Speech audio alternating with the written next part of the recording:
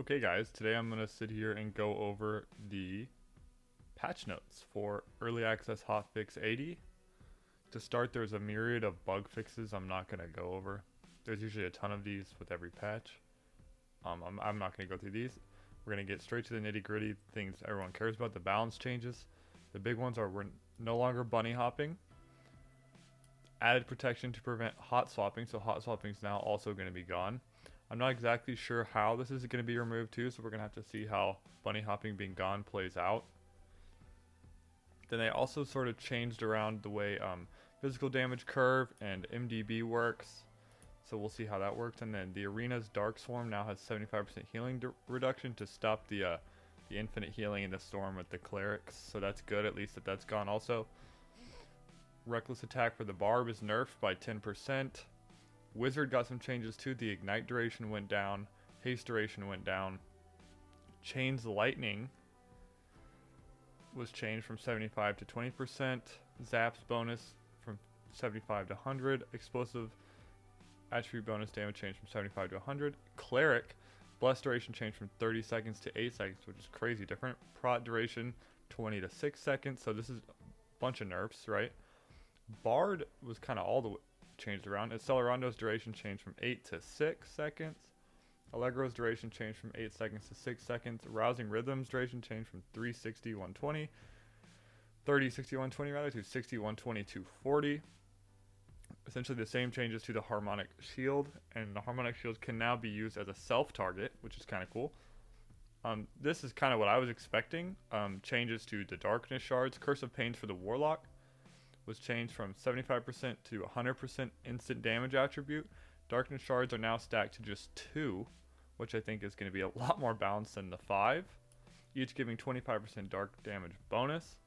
And then in Demon form, the bonus of dark magical damage is changed to 25%. Then I'm surprised the only change coming to Druid is Tree of Life's health bonus changed from 40 to 20. All attribute bonuses changed from 5 to 3, and duration changed from 10 seconds to 8 seconds. Now this is the newest class in the game, Sorcerer, so of course there's a lot of changes. Most of this is kind of tuning damage. Water Bolt damage changed from 20 to 15. Wind Blast range from 7 meters to 4 meters. Stone Skin movement speed penalty changed from -10 to -5, so that'll be a little faster. Fire Arrow each damage changed from 10 to 8. Flame Strike damage changed from 35 to 30. Fire Orb from 30 to 25. Earth Elemental spell tier changed from 7 to 6. The HP of Earth Elemental and Lava Elemental is increased by 50. Electric Dash landing damage increased from 15 to 20. Flamethrower damage changed from 10 to 20. So that's kind of crazy actually. This one was Flamethrower was horrible if you've ever used it. Mud Shield duration changed from 8 to 4 seconds. And Thorn of Earth damage changed from 25 to 30. That is all the balance changes. Overall, I think that the balance changes were actually pretty good.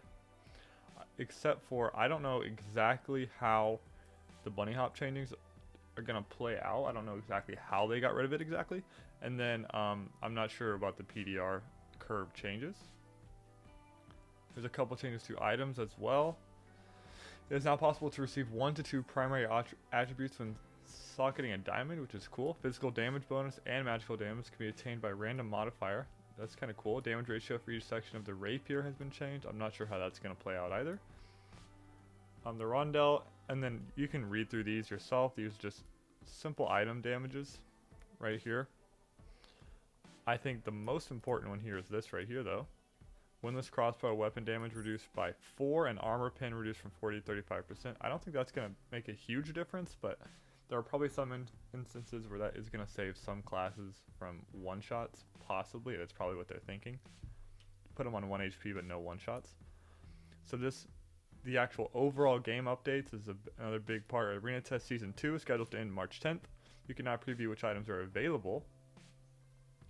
Added report accuracy feature, so obviously we know that the cheaters kind of been a big problem, so we can get rid of this. This is big, big, big, big. That's going to be very helpful. Added arena matches feature, which is awesome. New modules to Crypts and Ruins. Hopefully they're good modules, so this could be W or awful. Kind of depends on if the modules are good or not.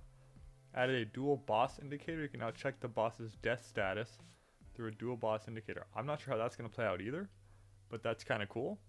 Add a new druid spell, Orb of Nature. Again, who knows how that's going to play out. We'll see. Added 6 new perks for Sorcerer, which we don't know what any of these do yet necessarily, so we'll see how that goes.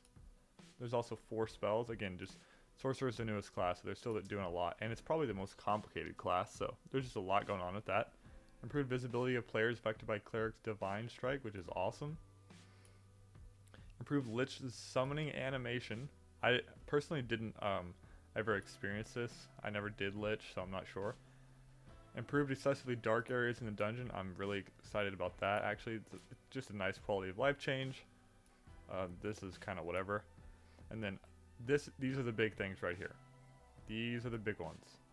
Changed High Roller Fog of War removed. Okay, that's good. I like the Fog of War removal. Portals are randomized. Dark Swarm is added, like we had it previously, and some fixed escape down props are deactivated. So, I guess that means there's going to be some gates that we know their locations currently, and they're just going to not be there anymore. And then now Ruins and Goblin Caves are both random. I kind of think this is an L take. I think at the bare minimum, Goblin Cave should always be static and never random. But that's just me. I think it's really nice to allow new players to learn the game that way.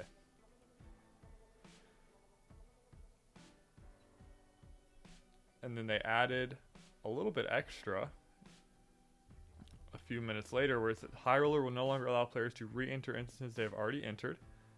So this is going to stop the UAV system. That is big. So no more UAV system. And Dungeon Recovery will no longer work in High Roller, which I'm assuming is also going to be a big deal, not being able to get gear back. Alright guys, that's pretty much it. I wanted to give you a quick run through of the patch in case you didn't want to read everything, in case you didn't want to just have, in case you just wanted to have someone kind of give the information to you quickly and easily so you know what's coming in the next patch.